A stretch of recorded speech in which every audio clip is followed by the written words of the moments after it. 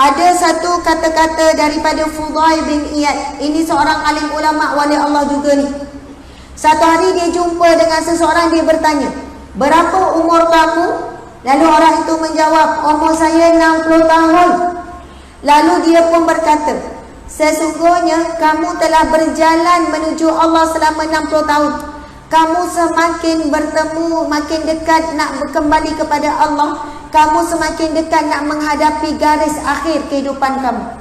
Kalaulah orang tanya umur kita berapa? 43, 37, 52. Maksudnya kita dah 52 tahun melalui perjalanan di dunia ini untuk menuju kepada pertemuan dengan Allah Subhanahu wa taala. Allahu Akbar. Antaranya lagi alim ulama sebut begini. Bila ditanya tentang ketakutan kepada Khalifah Sulaiman bin Abdul Malik, ini khalifah yang beriman yang soleh ni. Cuba perhatikan kata-kata khalifah ini sangat mendalam.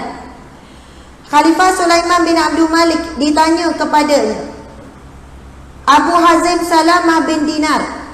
Oh, dia yang bertanya kepada seorang ulama yang bernama Abu Hazim Salamah bin Dinar, mengapa kami takut mati? Macam kita lah, kenapa kita takut mati? Lalu Abu Hazim menjawab, kerana kamu memakmurkan rumah kamu di dunia dan meruntuhkan rumah kamu di akhirat, maka kamu takut berpindah daripada kemewahan kepada keruntuhan. Allahu Akbar. Contoh macam ni, ibu-ibu muslimat sekalian. Kalaulah kita sekarang duduk rumah kecil, kemudian kita ada rezeki, sedang buat rumah besar, beli tanah buat rumah besar. Saya nak tanya, sabar ke tak sabar nak pindah rumah baru? Sabar ke tak sabar? Tak sabar. Rumah sekarang, rumah satu bilik, bukan satu bilik, 2 bilik contohnya, tapi kecil je, ruang tamu semua sempit.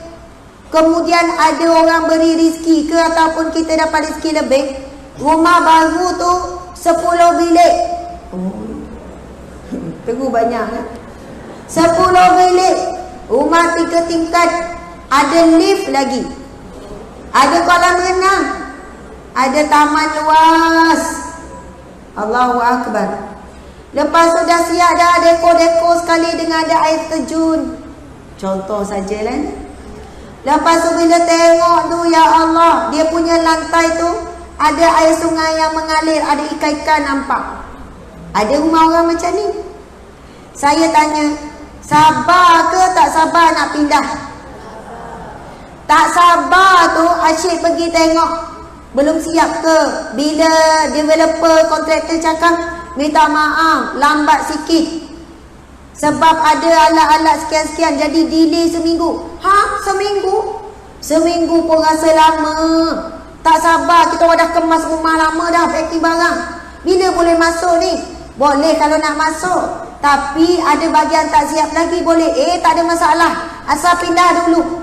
Yang tu boleh buat sambil-sambil. Punya tak sabar tu. Sebab apa? Kita menyiapkan rumah itu lebih indah, lebih besar, lebih selesa daripada rumah sekarang. Tapi kenapa kita takut nak berpindah ke alam lain?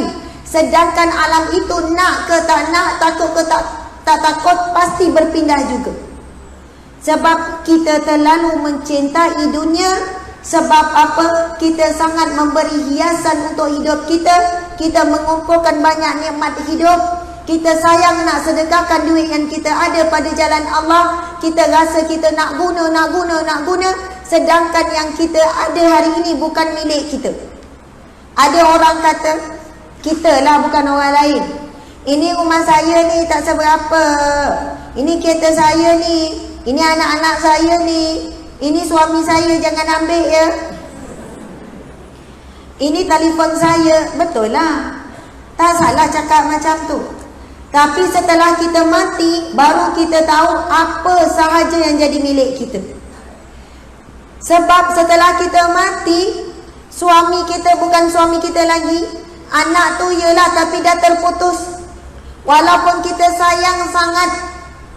Contoh sayang apa? Kereta yang kita beli susah payah tu, kita pesan pada anak, Nak, itu kereta mak tu, lepas mak meninggal kau jangan nak ambil itu kereta mak. Anak ni punya lataan, lepas mak dia meninggal dia tak ambil, dia tak tukar nama. Akhirnya kereta itu akan berpindah milik juga, akan pergi kepada besi buruk. Sebab tak ada orang bawa, rosak, lama-lama tetap berpindah milik. Setelah kita mati, Nabi SAW bersabda, yang mengiringi jenazah ke perkuburan itu ada 3 perkara. Yang mengiringinya yang pertama adalah ahli keluarganya menangilah tersedu-sedan. Agak-agak suami kita kalau kita meninggal berapa lama dia boleh tunggu tepi kubur? Jangan tanya, memang sekejap. Walaupun saling mencintai macam mana pun, kalau dah lapar, dah letih, baliklah. Dah ngantuk. Anak-anak pun sama. Memang dia akan menangis sedih, tapi bila dah dapat gelang emas, rantai emas tu kurang dah sedih dia. Setelah kita mati, Allahu Akbar, segala harta yang kita kumpulkan berpindah milik kepada yang hidup, jadi harta warisan, difaraidkan. Tetapi kita yang dalam kubur akan dihisap dengan segala harta tersebut. Yang kita tinggalkan akan dinikmati oleh orang lain, tetapi hasil yang kita beli itu akan dihisap oleh Allah Subhanahu wa taala. Mereka bersenang-senang, kita sedang bersusah payah. Sebab itu orang yang bijak adalah yang mengantarkan harta yang dia miliki, yang diusahakan terlebih dahulu sebelum dia mati. Dia tak mati lagi, tapi dia dah hantar siap-siap harta dia ke rumah dia. Rumah yang bakal dia diami, rumah yang bakal dia akan masuk. Nak atau tidak, itulah rumah yang lebih lama daripada rumah dia yang hidup di dunia ini. Iaitu dia mengirimkan hartanya melalui jalan sedekah yang akan dia nikmati di dalam alam barzah. Allahu Akbar. Saya nak bacakan pula hadis Nabi tentang gambaran orang yang mati dalam keadaan su'ul khatimah. Allah Subhanahu wa taala berfirman. Sebelum baca hadis Nabi, baca firman Allah dulu. Di dalam surah Al-Anfal ayat 50 hingga 51. Dan amatlah ngerinya kalau engkau melihat ketika malaikat mengambil nyawa orang-orang kafir dengan memukul muka dan belakang mereka sambil berkata, rasalah kamu azab seksa neraka yang membakar. Yang demikian itu ialah disebabkan apa yang telah dilakukan oleh tangan kamu sendiri. Kerana sesungguhnya Allah tidak sesekali berlaku zalim kepada hamba-Nya.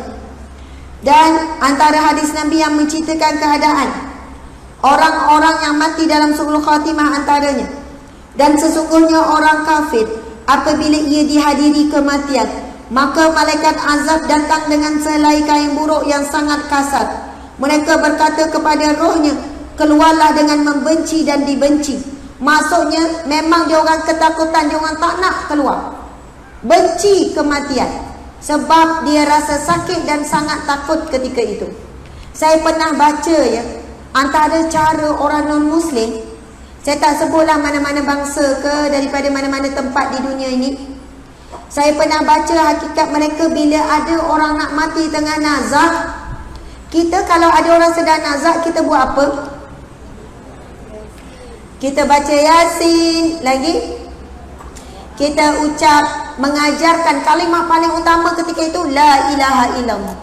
Kalau dia tak mampu la ilaha illallah, Allah, Allah, Allah, Allah, kena bantu sampai nafas akhir.